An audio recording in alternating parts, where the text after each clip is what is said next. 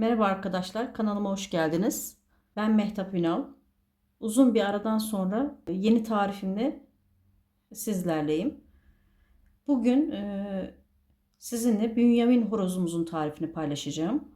Bu tarifte kullanacağımız ipler Nako Pırlanta numarası 208 beyaz, Gazal Baby'nin Koton 3454 kiremit rengi, yine Gazal Baby'nin Koton 3417 sarısı, yan artın 90 numara olan kırmızı rengi. Her zamanki gibi boncuk elyafımız var. Elektrik tellerimiz var. Ben bu Bünyamin horozda 4 milimetre ve 1,5 milimetre kalınlıklarında tel kullandım. Yeşil vidalı göz kullanacağız. 14 milimlik olanı kullanacağım.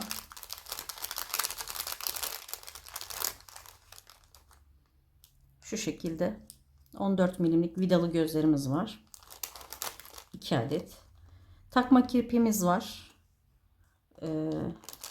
Ya da hazır takma kirpiklerden de alabilirsiniz. Onlar da güzel olacaktır. Tığ olarak 2,5 milimetrelik tığımızı kullanacağım. Bu videomuzda Bünyamin'in bacağını yapacağız. Videolarımızın devamı için kanalıma abone olarak destek olmanız benim için çok önemli. Şimdiden destekleriniz için teşekkür ediyorum. Bünyamin'in bir bacağını ben yapmıştım. Şu şekilde göstereyim. Telini de yerleştirdim içine. 4 milimetrelik tel yerleştirdim. Daha sağlam olması açısından. Bunun içerisine bu kısma elyaf hiçbir şekilde doldurmadım. Sadece tel var. Bacak kısmında da elyafımız yok. Sadece şu kısma elyaf dolduracağız. Onu da gövdeyle birleştirirken dolduracağım. Şimdi parmaklarımızla başlayalım. Toplamda 8 tane parmağımız olacak. Bir ayakta 4 tane parmak var. 3'ü önde, biri arkada. Ben diğer parmakları yapmıştım. Tek bir tane parmağım eksik benim şu anda. Onu sizlerle beraber yapacağız. Kiremit rengi ipimi alıyorum. Tabi bu biraz önceki verdiğim ip kodlarını kullanmak zorunda değilsiniz. Elinizde bu renklere uygun hangi ipleriniz varsa onlarla örebilirsiniz. Önemli olan ipin koton ip olması önemli. Altılı sihirli halkamızla başlıyoruz.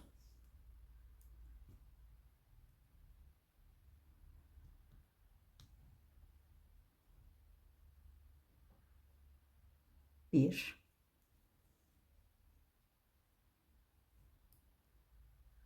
iki, üç, dört, beş. İpimizi çekiyoruz.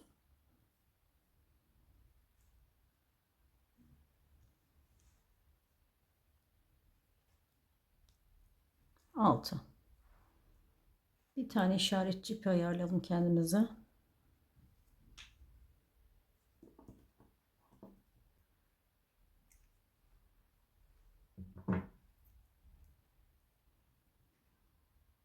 Başlangıç noktamıza işaretçi ipimizi koyuyoruz. Ve her sık iğneye 2 tane batacağız.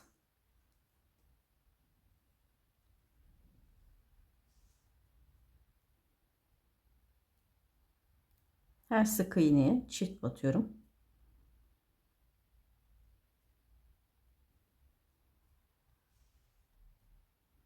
Birinci çiftim.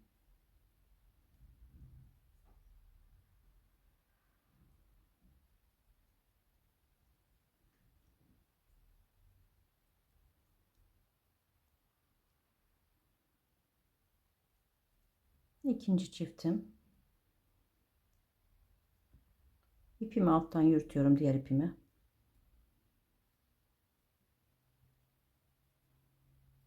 Üçüncü çiftim.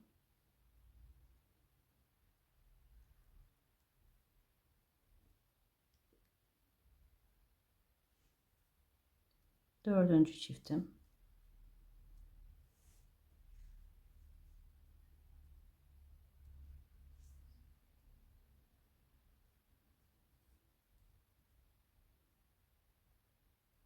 Beşinci çiftim.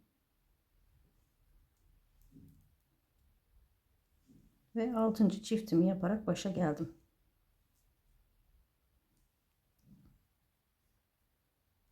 Şimdi toplamda 12 tane sık iğnemiz oldu.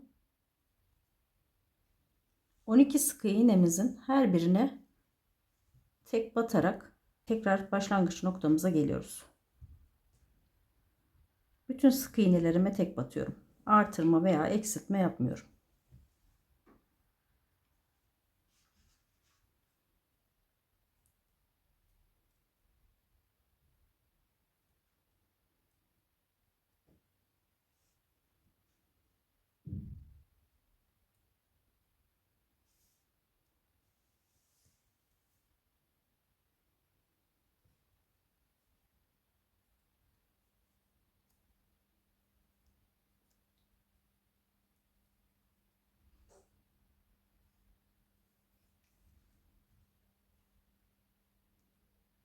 Evet, bütün sık iğnelerimize tek batarak başlangıç noktamıza gelelim. 12 sık iğne yaparak başa geldik. Şimdi bu sıramızda bir sık iğne yapacağız, bir artıracağız. Bir sık iğne yapıyorum. Diğerine çift batıyorum.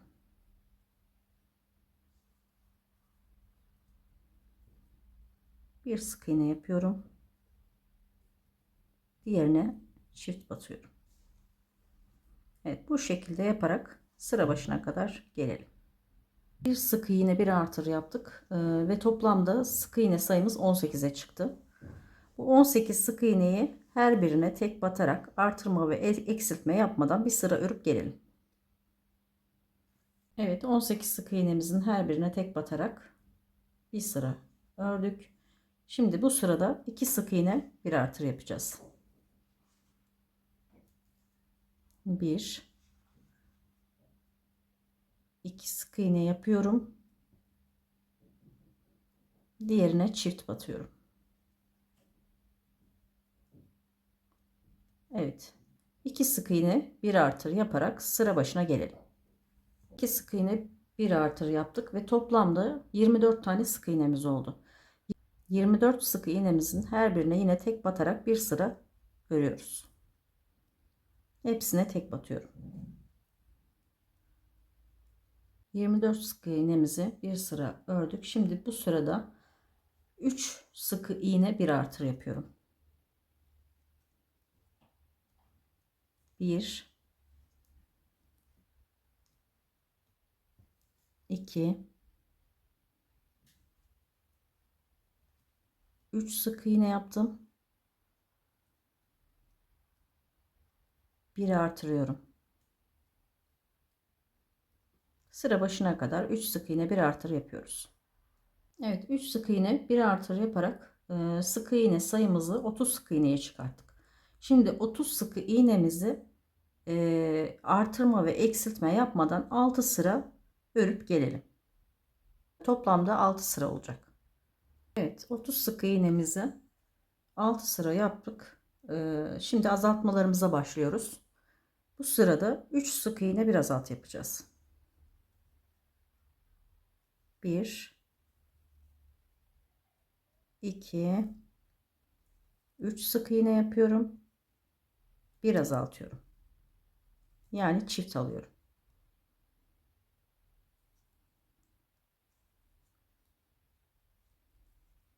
1 2 3 sık iğne yapıyorum. Bir azaltıyorum. Bu sıra başına kadar 3 sık iğne bir azalt yapıp gelelim. Evet, şimdi toplamda 24 sık iğneye düştük. 24 sık iğnemizi hiç artırma azaltma yapmadan her sık iğneye tek batarak devam edeceğiz. 3 sıra 24 sık iğne geliyoruz. 24 sık iğnemizi 3 sıra yaptık. Şimdi bu sırada yine azaltma yapacağız. 2 sık iğne bir azalt yapacağız.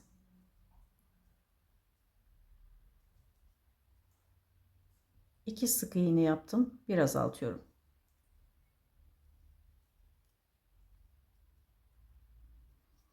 Sıra başına kadar 2 sık iğne bir azalt yapıyoruz. 2 sık iğne bir azalt yaparak toplamda 18 sık iğneye düştük. 18 sık iğnemizde her sık iğneye tek batarak toplamda 10 sıra yapıyoruz. Evet, 10 sıra her sık iğneye tek batarak gelelim. Evet, 18 sık iğnemizi 10 sıra yaptık ve şimdi ayak birleştirmemizi yapacağız. Şu şekilde 3 tane daha parmağımız var. Şimdi ipimizi hiç kopartmıyoruz. Buradan devam ediyorum. İşaret ipimizi çıkartalım. Daha sonra benim dediğim yere takacağız tekrar. İkinci parmağımı aldım. Şimdi şuradan başlıyoruz. Bitirdiğimiz yerden başlıyorum. 9 tane sık iğne yapacağız bu ayaktan şimdi. 1 2 3 4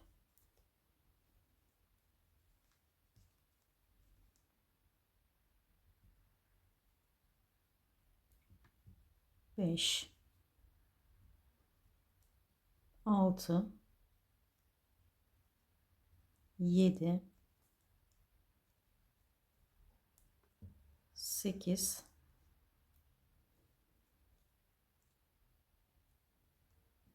9 sık iğne yaptım. Şimdi üçüncü parmağa geçiyorum. Üçüncü parmağımı da alıyorum. Yine bunu da bittiği yerden başlıyorum. 1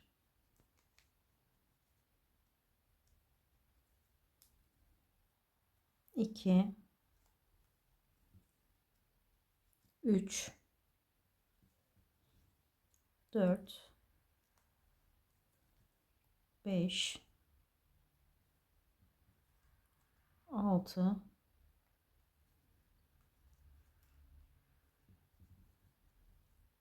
7 8 9 10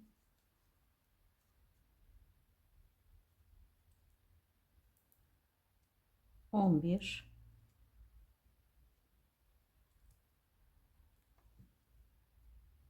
12 13 14 15 16 17 18 sık iğne yaptım. Şimdi orta parmağa tekrar geçiyorum. Ördüğümüz sık iğne değil, diğer sık iğneyi alacağız, onu karıştırmayalım.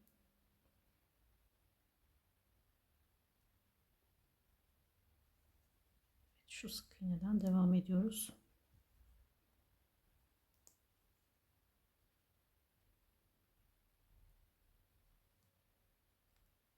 1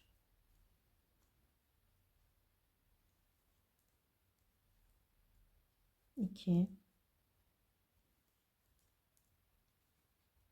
3 4 5 6 7 8 9 sık iğne de buradan yaptım. Şimdi tekrar baş parmağa geçiyorum.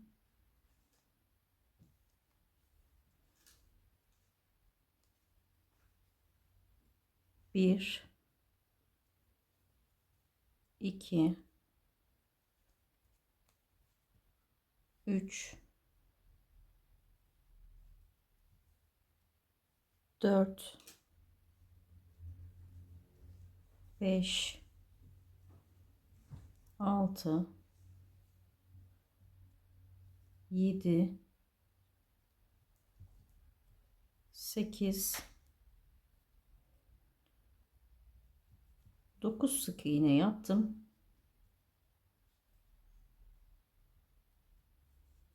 Ve işaretçi ipimizi buraya takalım.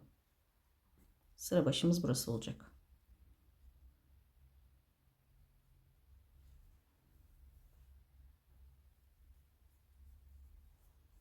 Şimdi toplamda bizim 54 tane sık iğnemiz oldu. 54 sık iğnemizde şimdi azaltmalara başlayacağız.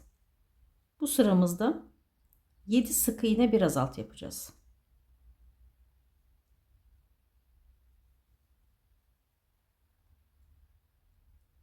Bir, 2, 3, 4, 5, 6, 7 sık iğne yaptım. Şimdi bir tane azaltıyorum.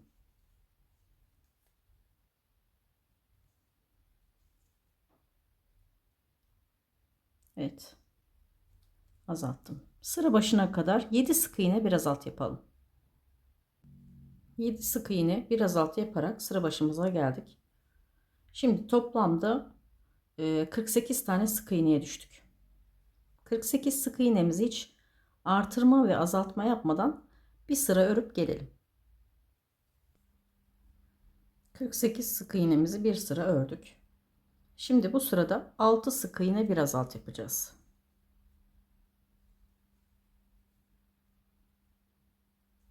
Bir, 2, 3, 4, 5, 6 sık iğne yaptım. Bir azaltıyorum. Sıra başına kadar 6 sık iğne bir azalt yapıyoruz. 6 sık iğne bir azalt yaptık. Toplamda sık iğne sayımız 42'ye düştü. 42 sık iğneyi bir sıra hiç artırma ve azaltma yapmadan 4 milimetrelik tel yerleştirdim.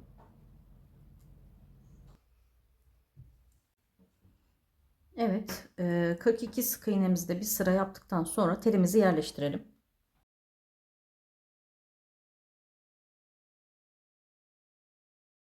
Şimdi şu şekilde parmağımızın uzunluğunca şekil vereceğiz.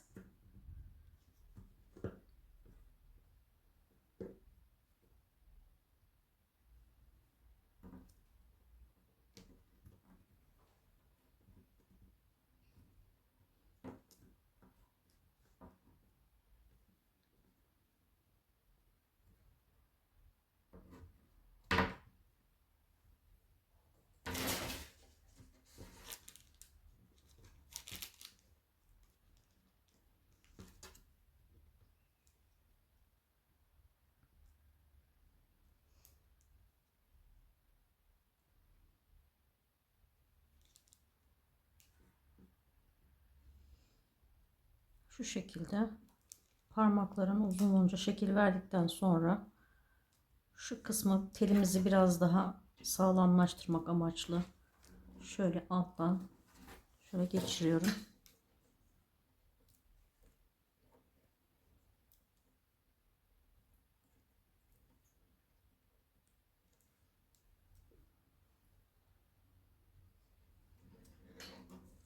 Şöyle dolayıp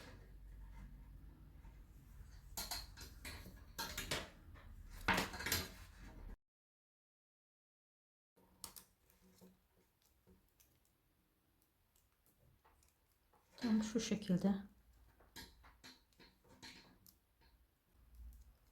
yaptıktan sonra diğerinde yükseklik olarak ne bıraktıysak bunda da aynı yüksekliği bırakacağım.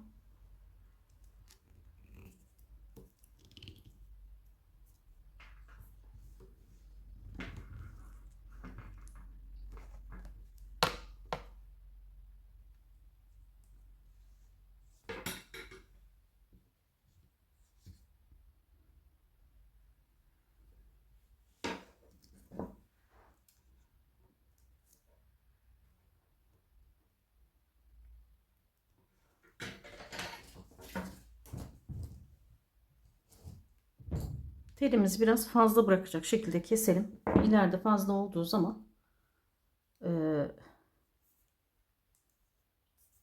kısaltmalar yaparız. Şimdi şu bükmeleri yaptıktan sonraki santimi vereyim ben size.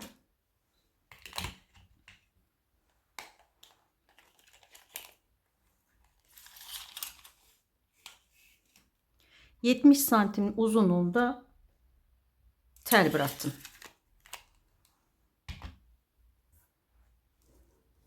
Şimdi şu telin uç kısmını da şu şekilde bükerek bizi rahatsız etmesini engelleyelim.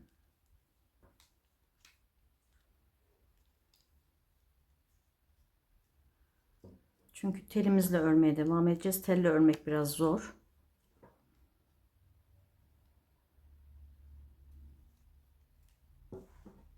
Telimizin uçta kalan kısmını bantlayalım lütfen. Yoksa daha sonra örgümüze zarar verir. Ben elektrik bandı kullanıyorum bunun için. Siyah elektrik bandı.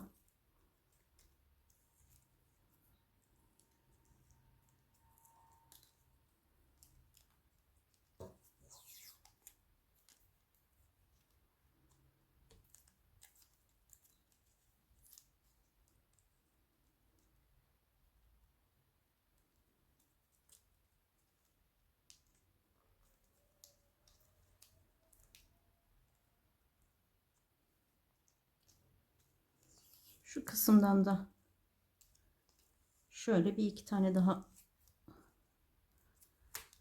geçirebilirsek burayı da en azından sabitlemiş oluruz. Şu bizim arka parmağımız şu.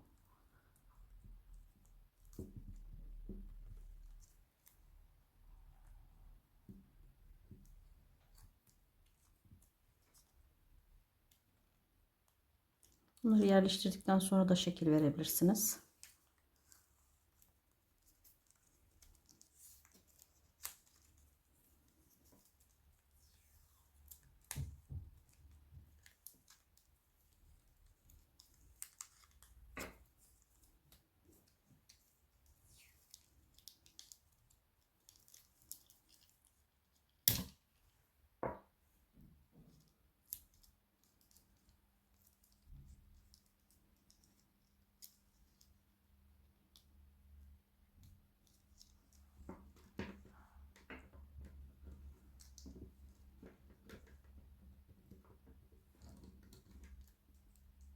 Şimdi şu üç parmağımızı yerleştiriyoruz.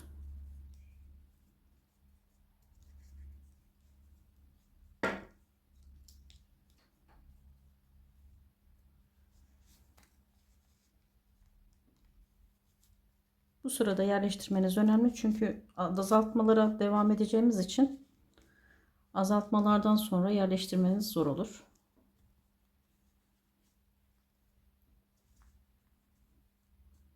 Evet, bu şekilde yerleştirdim. Ve örgümüze kaldığımız yerden devam ediyoruz.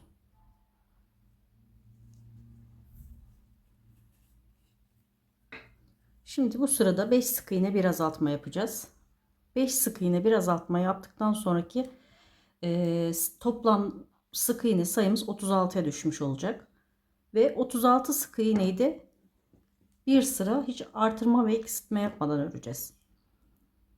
İlk önce 5 sık iğne bir azalt yapıyoruz. 1 2 3 4 5 sık iğne yaptım. Bir azaltıyorum.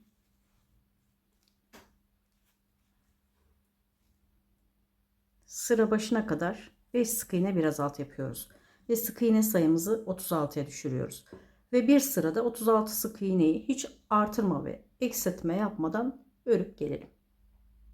5 sık iğne bir azalt yaptık. 36 sık iğnemiz oldu. 36 sık iğnemizde bir sıra artırma ve azaltma yapmadan ördük. Fakat son anda bir şey fark ettim. Şimdi ben ilk ayağımı yaparken telim 4 milimetre kullandım. İkinci ayağa geçtiğimde de 4 milimetre diye düşünüyordum telimi, fakat daha yumuşak bir tel çıktı. 2,5 milimetrelik bir telmiş. O yüzden ben bunu çift kat dönerek kullandım. Yani sizin de elinizde 4 milimetrelik teliniz varsa tek kat kullanın. Bu şekilde. Tek kat kullanın. Eğer daha ince bir teliniz varsa siz de benim gibi çift kat kullanarak aynı kalınlığa ulaşabilirsiniz. Ben böyle bir çözüm ürettim. Siz de çok rahatlıkla, eğer elinizde kalın tel yoksa, ince teli çift kat kullanarak devam edebilirsiniz. Azaltmalarımıza devam edeceğiz.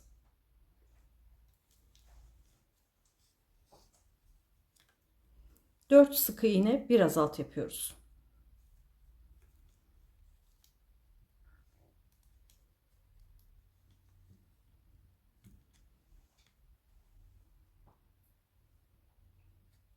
Dört sık iğne bir azalt yaparak devam ediyoruz.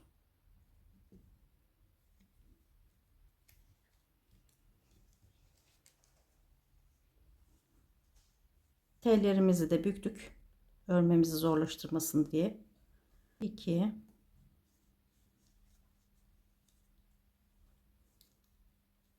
3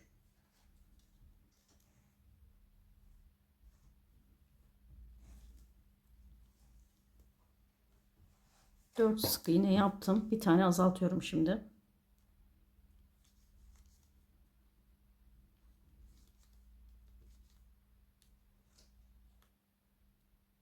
Evet, bu sırayı da 4 sık iğne bir azalt yaparak sık iğne sayımızı 30'a düşüreceğiz. Daha sonra 30 sık iğnemizi bir sıra artırma ve azaltma yapmadan örüp gelelim. 30 sık iğnemizi de bir sıra artırma ve eksiltme yapmadan ördük. Şimdi bu sıramızda 3 sık iğne bir azalt yapacağız. 3 sık iğne bir azalt yaparak sık iğne sayımızı 24'e düşüreceğiz. Ve bir sırada yine artırma ve eksiltme yapmadan 24 sık iğne örüp geliyoruz. Şimdi 24 sık iğnemizi bir sıra yaptık. Artırma ve eksiltme yapmadan. Daha sonra başlangıç noktamıza geldik. Başlangıç noktamızdan 6 sık iğne yaptım. Ve şimdi 4. parmağımızı bağlayacağım. Başlangıç noktamızdan 6 sık iğne yaptık. Geldik. Ve 4. parmağımızı bağlayacağız. 4. parmağımızı da 9 sık iğne ile birbirine bağlayacağız. Şimdi bir sık iğne bu parmaktan alacağız. Bir sık iğne buradan alacağız. Yani bir buradan bir buradan alarak 9 sık iğne ile birbirine bağlıyoruz.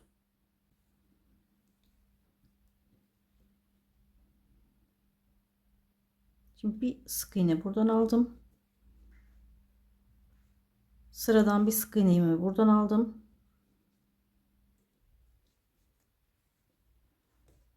Bu birinci sık iğnemiz.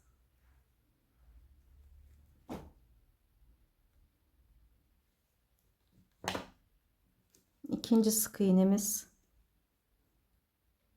Bir buradan aldım. Bir buradan aldım.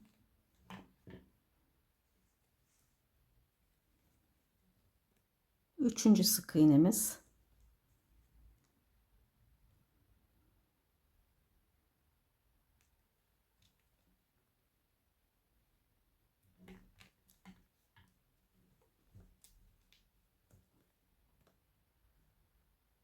Dördüncü sık iğnemiz.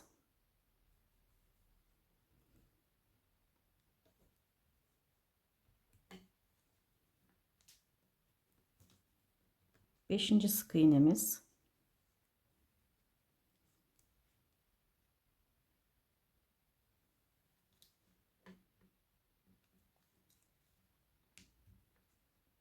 Altıncı sık iğnemiz.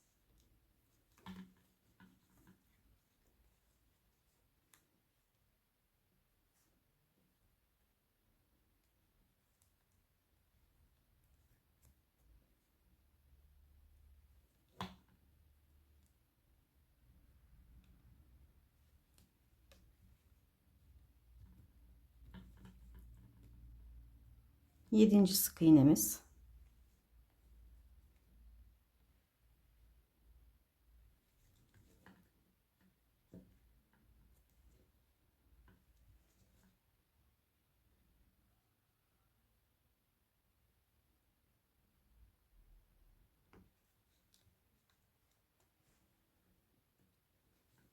Sekiz.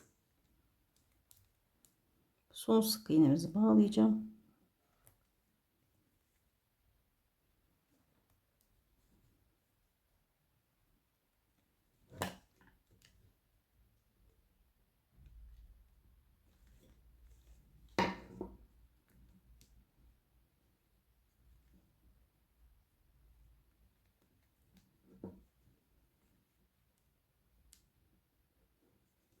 Evet, 9. sık iğnemizi de yaptım. Şimdi bu parmağı tele geçireceğiz.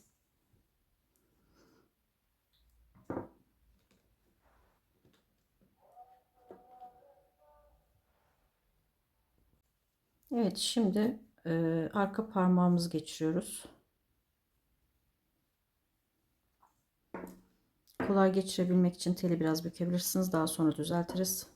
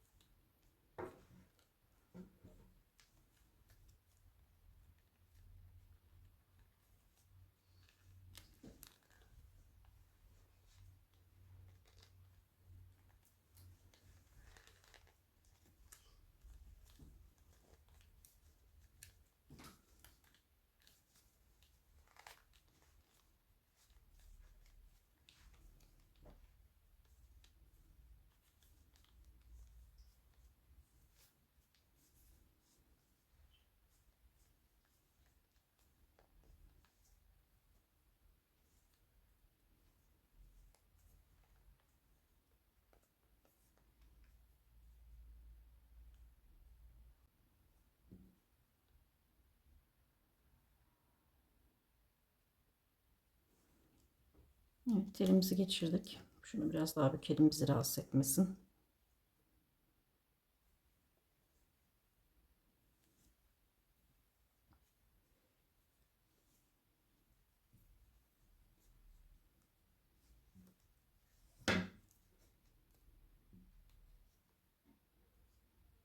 Sıra başına kadar tüm sık iğnelerimizi tek batıyoruz.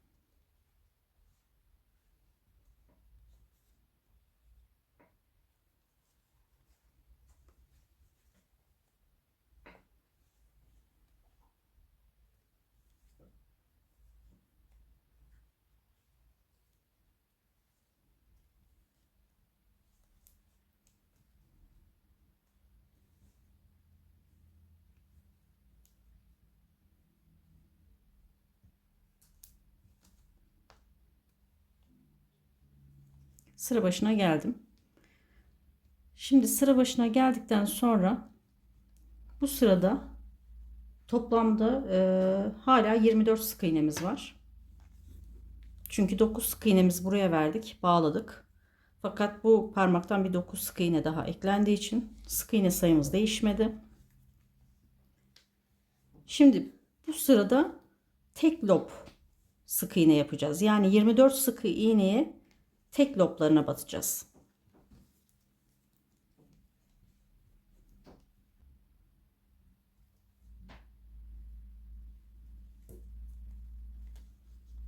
Tabii telle örmek bayağı zorluyor. Şu şekilde de yatırabilirsiniz.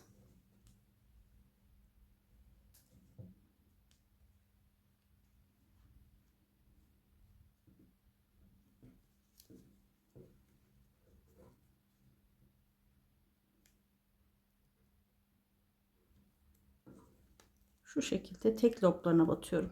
Arkadaki loblara batıyorum.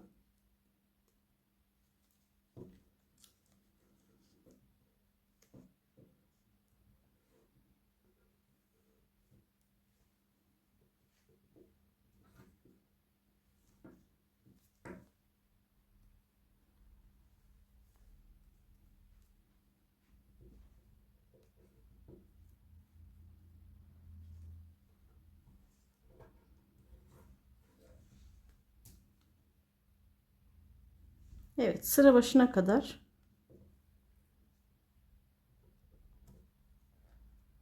her sık iğnenin arka lobuna batarak 24 sık iğnemizi yapıp gelelim.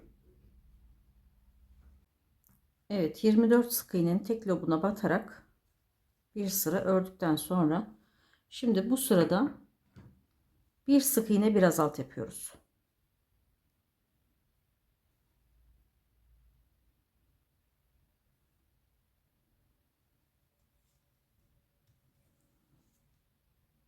Bir sık iğne yapıyorum.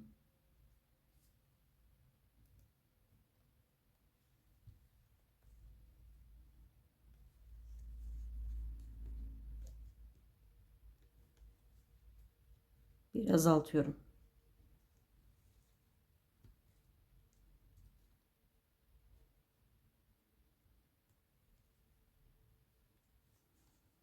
Evet, bir sık iğne yaptım, bir azalttım. Sıra başına kadar bir sık iğne yapıyoruz. Bir azaltıyoruz. Şimdi bir sık iğne bir azalt yaparak 16 sık iğneye indirdik. Bu sırada tekrar bir sık iğne bir azalt yapacağız. Bizim amacımız buradaki sık iğneleri 9 sık iğneye indirmek olacak. Yani sizin sık iğneleriniz sayısı tutmuyor olabilir. Siz o sık iğneleri 9 sık iğneye göre ayarlayın. Yani bir sık iğne bir azalt yaptığınızda eğer tutmuyorsa bir sık iğne daha fazladan azaltabilirsiniz. Yani önemli olan bizim şu ayakta şu bilek kısmımızı 9 sık iğne ile çıktık. Burada 9 sık iğneye kadar ineceğiz bu ayakta. Şimdi ben bu sırada tekrar bir sık iğne bir azalt yapıyorum. Evet, bir sık iğne bir azaltı yaparak 11 sık iğneye düştüm. 9 sık iğneye düşmek için bu sırada 2 azaltma daha yapacağım. Şimdi azaltma yaparak başlıyorum.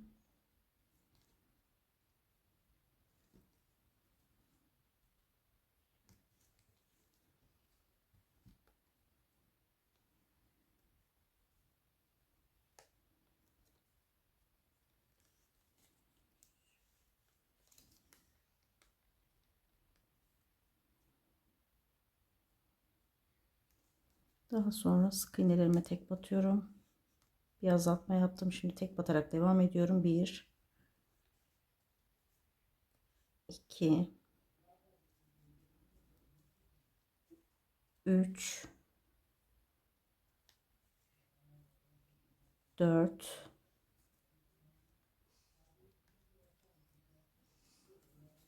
4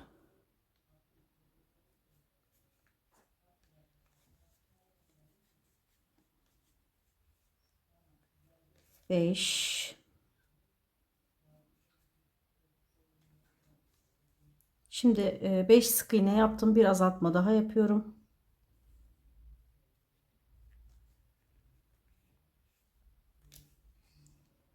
Devam ediyorum. Tek bir sık iğnem kaldı. O tek sık iğnemi de yapıp sıra başıma geldim. Şimdi toplamda 9 tane sık iğneye indik. 9 sık iğnemizi toplamda 42 sıra öreceğiz. Dediğim gibi hani bu ilk bilek kısmına çıkana kadar zorlanmanız normal. Çünkü hem telin burada kalın düşmesi, telle birlikte örmek de biraz tabii zorlaşıyor. Bu kısmı atlattıktan sonra bu 9 sık iğnemizi 42 sıra her sık iğneye tek batarak artırma azaltma yapmadan örelim. Bu kısma geçtiğinizde daha rahat öreceksiniz. Hiç gözünüz korkmasın. 42 sıra 9 sık iğnemizi örüp geliyoruz.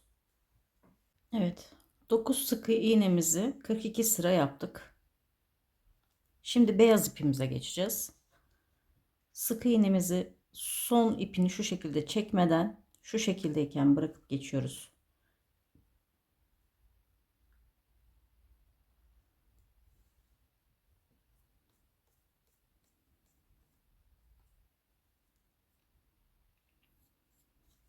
Şu kahverengi ipimizi keselim.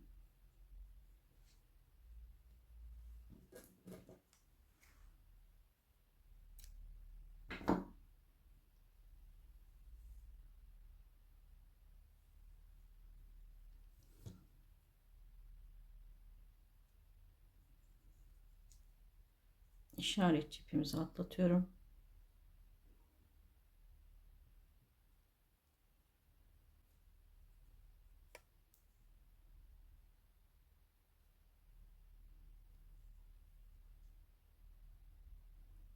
Şu şekilde başlangıç yapıyorum. Şimdi bu sırada 3 sık iğne biraz alt yapacağız. İplerimi alttan yürütüyorum.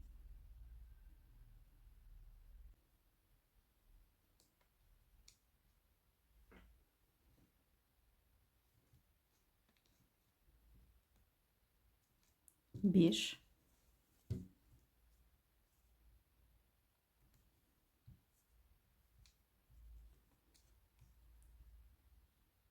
2,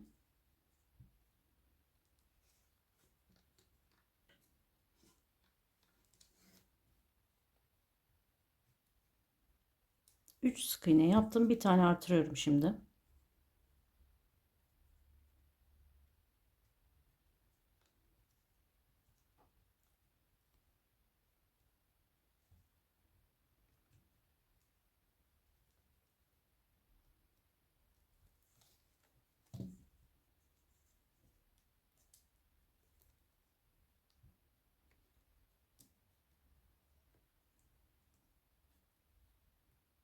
Bir,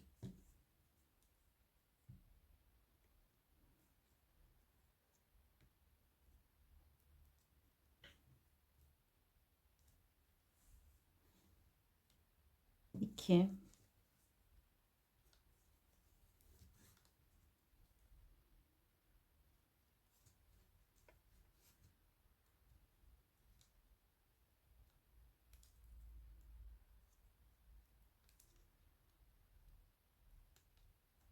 3 sık iğne yaptım. Bir tane artırıyorum.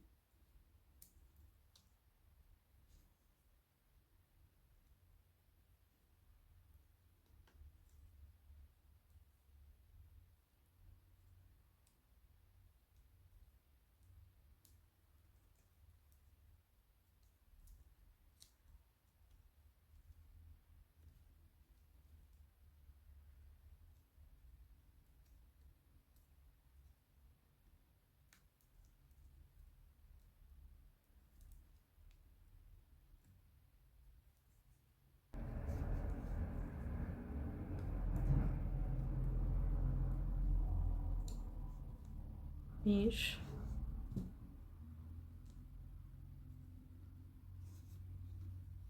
2 sık iğne yaptım. Başa geldim. Toplamda şu an 12 tane sık iğnem oldu. İşaret ipimi atlatıyorum. Şimdi 12 sık iğnemizi her birine tek batarak bir sıra örüyoruz. Bir sıra her sık iğnemize tek batalım. Şimdi bu sırada bir sık iğne bir artır yapacağız.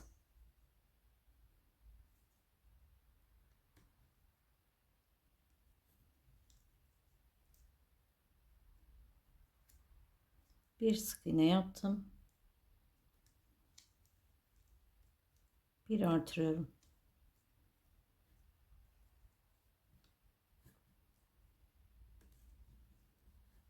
Bir sık iğne yaptım.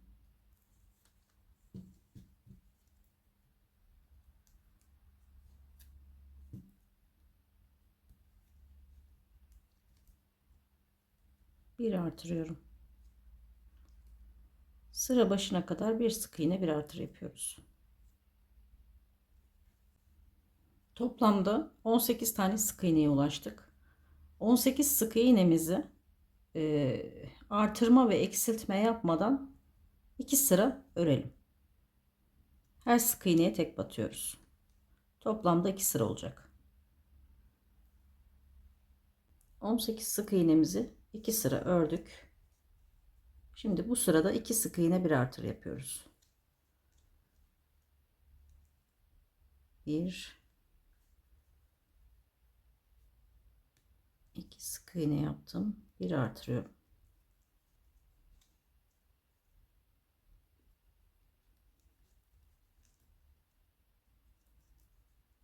Şimdi bu sırada da 2 sık iğne bir artır yaparak sıra başına geliyoruz ve toplamda 24 sık iğnemiz oluyor. 2 sırada hiç artırma ve eksiltme yapmadan 24 sık iğnemizi örüp gelelim. 24 sık iğnemizi 2 sıra ördük. Şimdi 3 sık iğne bir artır yapıyoruz. 1 2 3 sık iğne yaptım.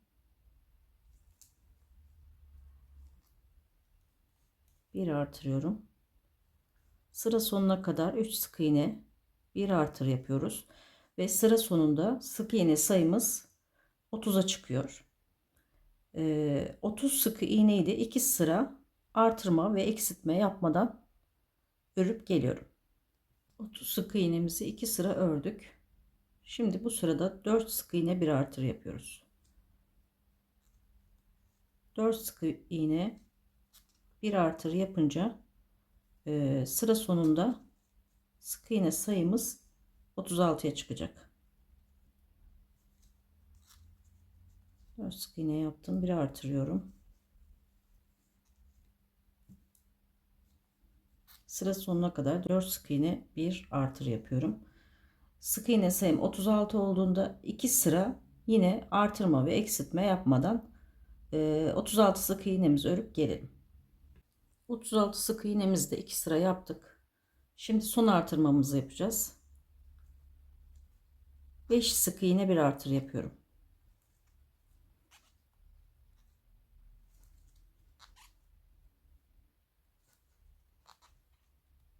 Şimdi 5 sık iğne bir artır yaptıktan sonra sıra sonunda 42 tane sık iğnemiz olacak.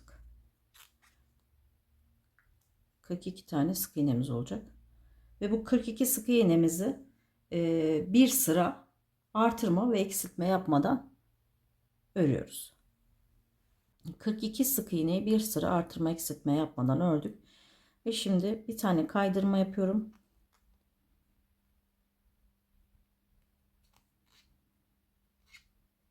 Ve bir zincir çekip kilitliyorum ve ipimi kesiyorum.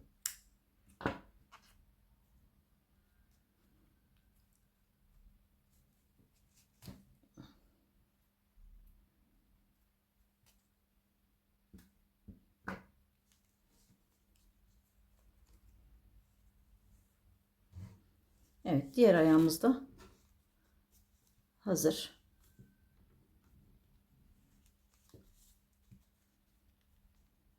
Bu şekilde oldu.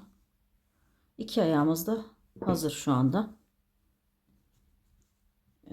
Şöyle göstereyim. Şimdi bundan sonraki videomuzda kollarımızı yapacağız. Şimdiden size kolaylıklar diliyorum. Bundan sonraki videomuzda görüşmek üzere. Hoşça kalın.